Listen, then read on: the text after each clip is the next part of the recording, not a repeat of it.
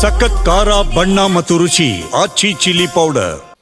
ಇನ್ನು ಹೊಸ ವರ್ಷಕ್ಕೆ ಖುಷಿನೂ ಇಲ್ಲ, ಹೊಸ ಮನೆ ಭಾಗ್ಯನೂ ಇಲ್ಲ. ಇದು ಯಾರಿಗೆ ಅಂತ ಹೇಳಿದ್ರೆ ಬೆಳಗಾವಿಯ ನೆರೆ ಸಂತ್ರಸ್ತರಿಗೆ. ನೋಡಿ, ಇಲ್ಲಿ ಬೆಂಗಳೂರಿನಲ್ಲಿ ಅಕ್ರಮವಾಗಿ ನೆಲೆಸಿದ್ರು ಅಂತ ಹೇಳಿ ಈಗ ಮನೆ ತೆರವು ಮಾಡಿದ್ದಾರೆ. ಬಟ್ ಅವ್ರಗಳಿಗೆ ನೀವು ಸೂರು ಭಾಗ್ಯವನ್ನ ಕಲ್ಪಿಸ್ಕೊಡ್ತಾ ಇದ್ದೀರಿ. ಬಟ್ ಬೆಳಗಾವಿಯಲ್ಲಿ ಬೀದಿಯಲ್ಲೇ ಬದುಕ್ತಾ ಇವೆ 500ಕ್ಕೂ ಹೆಚ್ಚು ಕುಟುಂಬಗಳು. ಮನೆ ಕಳೆದುಕೊಂಡಿವೆ, 2 ವರ್ಷದಿಂದ ಬೀದಿಯಲ್ಲಿ ಬದುಕನ್ನು ಕಟ್ಕೊಂಡಿದ್ದಾರೆ. ಇಂಥವ್ರಿಗೆ ಇದುವರೆಗೂ ಕೂಡ ನೀವು ಯಾಕೆ ಮನೆ ಕೊಡ್ತಾ ಇಲ್ಲ? ಯಾವ ಮನೆ ಭಾಗ್ಯನೂ ಇಲ್ಲ ಇವರಿಗೆ. ಯಾವ ಹೊಸ ವರ್ಷ ಬಂದರೂ ಅಷ್ಟೇ ಪಾಪ. ನೋಡಿ, ಇದ್ದ ಮನೆಯನ್ನು ಕಳ್ಕೊಂಡಿದ್ದಾರೆ ನೆರೆ ಪೀಡಿತರಾಗಿ. ಇವ್ರುಗಳಿಗೆ ಬಂದು ಪರಿಹಾರ ಅಂತ ಹೇಳಿ ಕೊಟ್ಟು ಕೈ ತೊಳ್ಕೊಂಡಿದೆ. ಎಷ್ಟು? 1,20,000 ರೂಪಾಯಿ ಕೊಟ್ರಂತೆ ಪ್ರತಿ ಕುಟುಂಬಗಳಿಗೆ. ಅಷ್ಟನ್ನು ಮಾತ್ರ ಕೊಟ್ಟು ಬಿಟ್ಟು ಈಗ ಯಾವುದೇ ರೀತಿಯಾದಂಥ ಪರಿಹಾರ ಕೊಡೋ ಒಂದು ಗೋಜಿಗೆನೆ ಸರ್ಕಾರ ಹೋಗಿಲ್ಲ.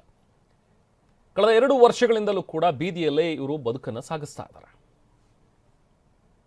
2 ವರ್ಷ ಆತ್ರಿ ಈಗ ಹಿಂಗೆ ಬೀಳಾಕತ್ತವ ಥಂಡ್ಯಾಗ ನಮ್ಮ ಮಕ್ಕಳ ಕರ್ಕೊಂಡ. ಇದಕ್ಕೆ ಯಾರೋ ಹಿಂದೂ ಇಲ್ಲ ಮುಂದೂ ಇಲ್ಲ, ನಮಗೂ ಯಾ ಹಿಂದೂ ಇಲ್ಲ ಮುಂದೂ ಇಲ್ಲ, ನಮಗೂ ಏನು ಮಾಡ್ತಾರೆ ನೋಡಿಗಲ್ಲ.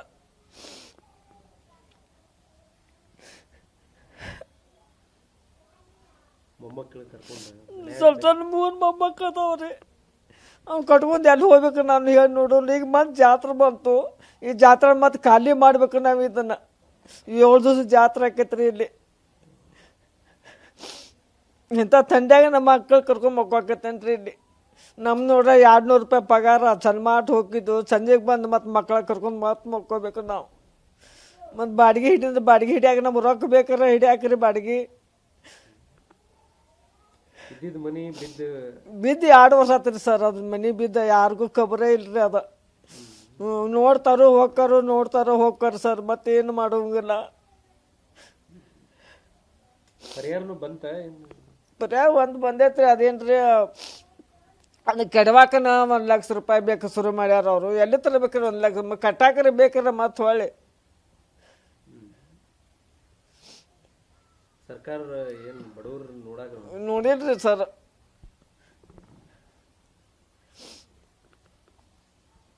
ನಮಗೂ ಭಾಳ ಕಟ್ಟಾಗೈತ್ರಿ. ಏನು ಮಾಡ್ಬೇಕ್ರಿ? ಲೈಟ್ ಬಿಲ್ ತುಂಬಬೇಕು, ಇದೆಲ್ಲ ಮಾಡ್ಕೋಬೇಕು. ಹೆಂಗೆ ಮಾಡ್ಬೇಕ್ರಿ? 200 ರೂಪಾಯಿದಾಗ ಮಠದೊಳಗೆ ಇರುವಂಥದ್ದಂದ್ರೆ ಯಾರಿಗೂ ಬರಬಾರ್ದು ಇಂಥದ್ದು.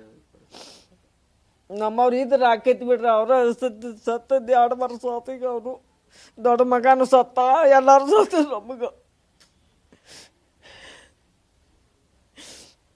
ದೊಡ್ಡದು ಹೊಟ್ಟೆ ತುಂಬ್ಕೊಳ್ಳೋದ ದೊಡ್ಡದು ಕಷ್ಟ ಐತಿ.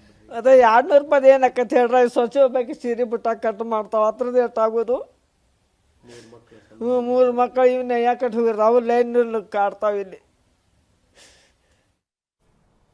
ಇದು ನೆರೆ ಸಂತ್ರಸ್ತರ ಗೋಳು. ನೋಡಿ, 2 ವರ್ಷ ಆಯಿತು, ನಮ್ಗೆ ಯಾವುದೇ ರೀತಿಯಾದಂಥ ಪರಿಹಾರವನ್ನು ಕೊಟ್ಟಿಲ್ಲ. ಮನೆ ಕಳ್ಕೊಂಡಿದ್ದೀವಿ. ನೋಡಿ, ಆ ಮನೆಯನ್ನು ಕೂಡ ತೋರಿಸ್ತಾ ಇದ್ದೀವಿ ನಾವು. ಆ ಮನೆಯಲ್ಲಿ ಇರೋದಕ್ಕೆ ಸಾಧ್ಯನೇ ಇಲ್ಲ. ಅಂಥದ್ದೇ ಮನೆಯಲ್ಲಿ ಪಾಪ ಅಲ್ಲೇ ಶೆಡ್ಗಳನ್ನು ಹಾಕ್ಕೊಂಡು ಟಾರ್ಪಲ್ ಹಾಕ್ಕೊಂಡು ಆ ಮನೆಯಲ್ಲಿ ದಿನದೋಡುವಂಥ ದುಸ್ಥಿತಿ ಅವರಿಗೆ ಎದುರಾಗಿದೆ. ಸುಮಾರು ಇದೇ ರೀತಿ ಇದು ಒಂದು ಕುಟುಂಬದ ಗೋಳಲ್ಲ, ಸುಮಾರು ಒಂದು 500 ಕುಟುಂಬಗಳು ಕೂಡ ಇದೇ ರೀತಿಯಾಗಿ ಪರಿತಪಿಸ್ತಾ ಇವೆ. ಕೆಲವೊಂದಷ್ಟು ಜನ ಈ ಊರನ್ನೇ ಬಿಟ್ಟು ಬೇರೆ ಕಡೆಗೆ ಹೋಗ್ಬಿಟ್ಟಿದ್ದಾರೆ. ಅಲ್ಲೇನೋ ಒಂದು ಕುಲಿನಾಲಿ ಮಾಡಿಕೊಂಡು ಜೀವನ ಕಟ್ಕೊಳ್ಳುವಂಥ ಒಂದು ಪ್ರಯತ್ನ ಮಾಡ್ತಾ ಇದ್ದಾರೆ. ನೋಡಿ, ಬಾಡಿಗೆ ಕಟ್ಟೋಕ್ಕಾಗ್ದೇನೆ ಕುಟುಂಬದವರು ಮನೆ ಕಟ್ಟೋದಕ್ಕೂ ಕೂಡ ಆಗ್ದೇನೆ, ಬಾಡಿಗೆ ಕಟ್ಟೋಕ್ಕೂ ಆಗ್ದೇನೆ ಪರದಾಡ್ತಾ ಇದ್ದಾರೆ. 1,20,000 ರೂಪಾಯಿ ಹಣ ಕೊಟ್ರಂತೆ. ಆ ಹಣ ಅಲ್ಲಿ ಮನೆನ ಕೆಡೋದಕ್ಕೆ ಸಾಕಾಗೋದಿಲ್ಲ. ಅಂಥದ್ರಲ್ಲಿ ಮತ್ತೆ ಮನೆ ಮಾಡ್ಕೊಂಡಿರೋದಕ್ಕೆ ಹೇಗೆ ಸಾಧ್ಯ ಅಂಥೇಳಿ ಪಾಪ ಜನ ತಮ್ಮ ಅಳಲನ್ನು ತೋಡ್ಕೊಳ್ತಾ ಇದ್ದಾರೆ. ಕಳೆದ 2 ವರ್ಷದಿಂದಲೂ ಕೂಡ ಮಠದಲ್ಲಿ ಆಶ್ರಯವನ್ನು ಪಡ್ಕೊಂಡಿದ್ದಾರೆ. ಯಾಕಂದರೆ ನೆರೆ ಬಂತು, ನೆರೆಯಿಂದಾಗಿ ಅವ್ರ ಮನೆ ಹಾಳಾಯಿತು, ಆ ಮನೆಯೆಲ್ಲವೂ ಕೂಡ ಬಿದ್ದೋಯ್ತು. ಅದರಿಂದಾಗಿ ಅವರಿಗೆ ಒಂದು ಪರಿಹಾರ ಒಂದಷ್ಟು ಅಂತ ಕೊಟ್ಟರು. ಬಟ್ ಅದು ಯಾವುದಕ್ಕೂ ಕೂಡ ಸಾಕಾಗ್ತಾ ಇಲ್ಲ. ಸೊ ಬೇರೆ ಯಾವುದಾದ್ರೂ ಒಂದು ಬಾಡಿಗೆ ಮನೇಲಿ ಇರೋಣ ಅಂತ ಹೇಳಿದ್ರೆ ಅವರಿಗೆ ಬರುವಂತಹ ಸಂಬಳನೇ ಕಮ್ಮಿ, ದುಡಿಯೋ ಕೈಗಳು ಹೋಗ್ಬಿಟ್ಟಿವೆ. ನೋಡಿ, ಆ ಎಮ್ಮ ಪಾಪ ಮಾತಾಡ್ತಾ ಇದ್ದರು. ಅವ್ರು ಹೇಳ್ತಾ ಇದ್ರು ಅವ್ರ ಗಂಡ ತೀರೋಗಿದ್ದಾರೆ, ದೊಡ್ಡ ಮಗ ತೀರೋಗಿದ್ದಾನೆ, ಅವರೇ ದುಡಿಬೇಕು. ಅದರಲ್ಲಿ ಅದು ಬರುವಂಥ ಒಂದು ದುಡ್ಡಲ್ಲಿ ಏನೇನು ಅಂತ ಮಾಡೋದಕ್ಕೆ ಸಾಧ್ಯ? ಮಕ್ಕಳನ್ನ ಚಿಕ್ಕ ಮಕ್ಕಳನ್ನ ಕಟ್ಕೊಂಡು ಹೇಗೆ ಜೀವನ ಮಾಡಬೇಕು?